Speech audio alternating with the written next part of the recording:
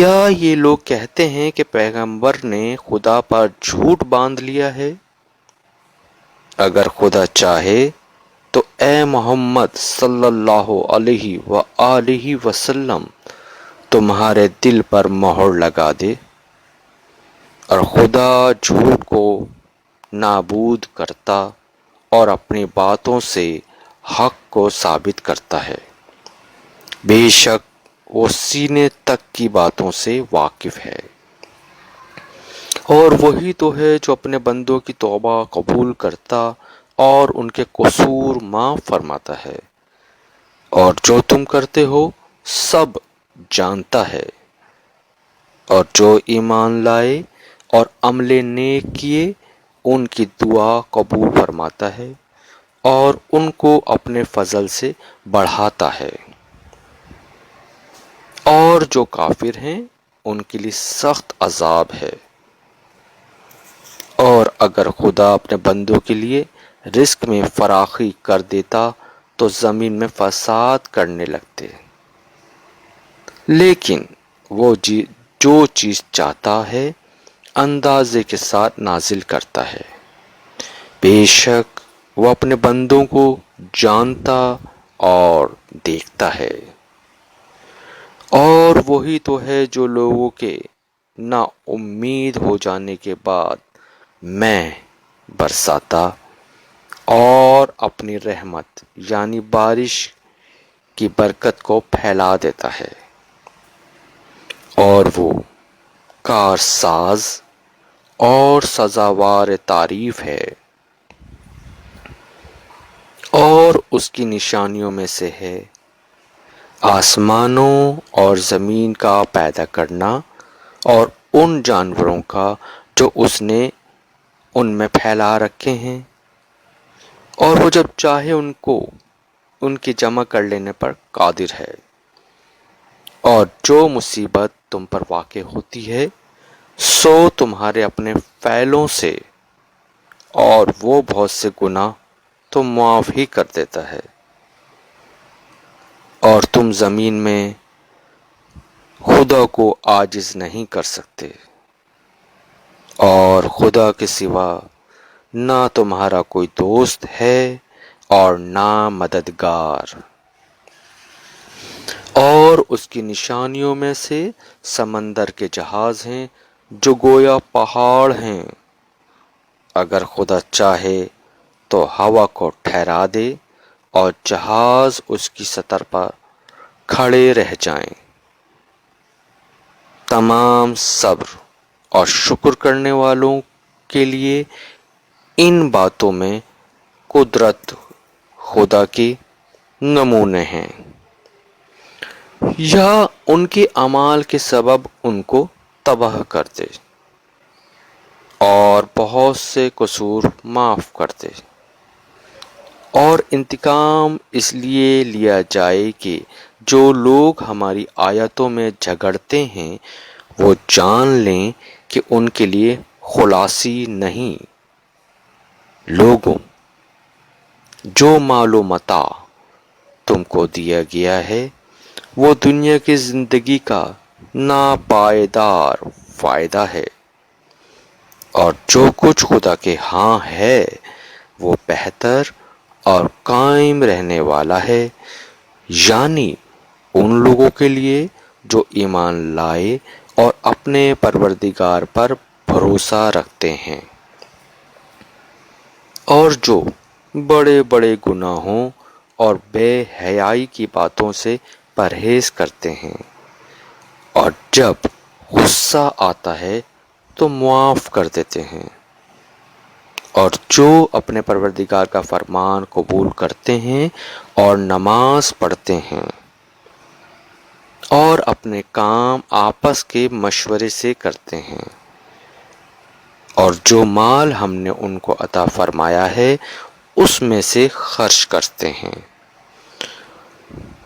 اور جو ایسے ہیں کہ جب ان پر ظلم و تعدی ہو تو مناسب طریقے سے بدلہ لیتے ہیں، اور برائی کا بدلہ تو اسی طرح کی برائی ہے، مگر جو درگزر کرے اور معاملے کو درست کر دے تو اس کا بدلہ خدا کے ذمے ہے۔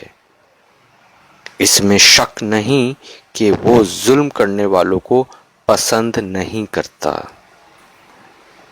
اور جس پر ظلم ہوا ہو اگر وہ اس کے بعد انتقام لے تو ایسے لوگوں پر کچھ الزام نہیں۔ الزام تو ان لوگوں پر ہے جو لوگوں پر ظلم کرتے ہیں اور ملک میں ناحق فساد پھیلاتے ہیں۔ یہی لوگ ہیں جن کو تکلیف دینے والا عذاب ہوگا، اور جو صبر کرے اور قصور معاف کر دے تو یہ ہمت کے کام ہیں۔ اور جس شخص کو خدا گمراہ کرے تو اس کے بعد اس کا کوئی دوست نہیں، اور تم ظالموں کو دیکھو گے کہ جب وہ دوزخ کا عذاب دیکھیں گے تو کہیں گے کہ کیا دنیا میں واپس جانے کی بھی کوئی سبیل ہے؟ اور تم ان کو دیکھو گے کہ دوزخ کے سامنے لائے جائیں گے، ذلت سے عاجزی کرتے ہوئے، چھپی اور نیچی نگاہ سے دیکھ رہے ہوں گے۔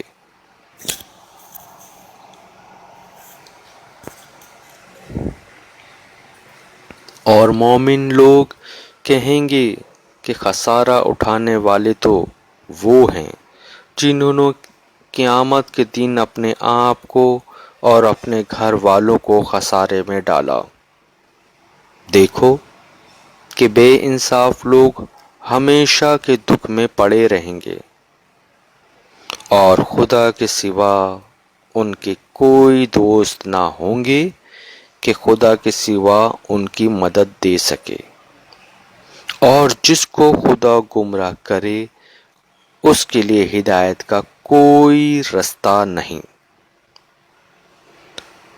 ان سے کہہ دو کہ قبل اس کے کہ وہ دن جو ٹلے گا نہیں خدا کی طرف سے موجود ہو، اپنے پروردگار کا حکم قبول کرو۔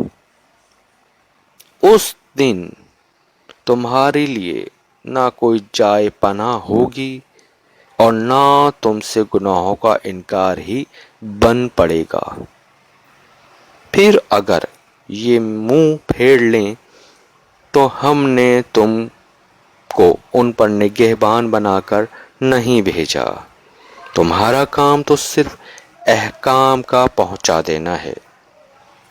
اور جب ہم انسان کو اپنی رحمت کا مزہ چکھاتے ہیں تو اس سے خوش ہو جاتا ہے، اور اگر ان کو انہی کے اعمال کے سبب کوئی سختی پہنچتی ہے تو سب احسانوں کو بھول جاتے ہیں۔